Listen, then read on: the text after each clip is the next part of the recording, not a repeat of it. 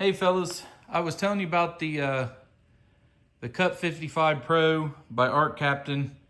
As you can see, it's set at 35 amps because I'm running on that green extension cord. Just 120 volts.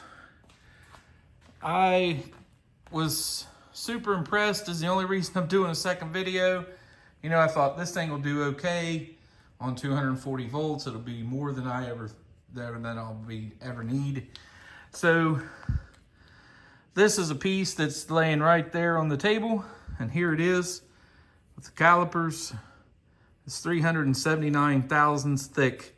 So it's 3/8 plate from something I've cut, worked on. You can see where I've been grinding on it or something. Bracket, probably transmission brackets off the 64 F100. So I'm gonna try to film cutting it. I'll set it up here real quick, just kind of fast forward through it and show you. I better lay the calipers back out of the way. But I was just, I'm actually really surprised. So I just picked this up. I got the ground clamp on it, on the end. Clamp it down here, just so it don't move on me. And did use my helmet here. Make sure it's still on. All right, it was still on. Now, granted, it's not super fast at cutting that thick on 35 amps on 120 volts, but it works. So this other piece of metal is my guide. I'm just gonna cut it right across there. All right, so here we go. I ain't used to this trigger either, so.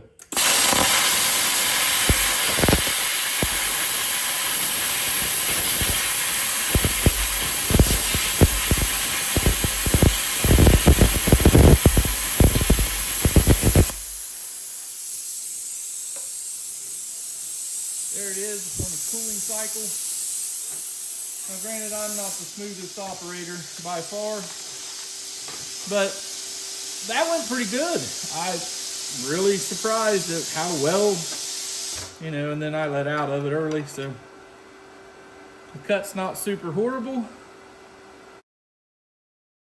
I mean, yeah, it wouldn't be the greatest if you was doing super fine and fit and finished stuff, but if you're laying that against something else and welding the two together, I'm sure it needs cleaned up just a little, but man, that for 120 volt, it's not even on the high setting yet. It's only 35 amp output.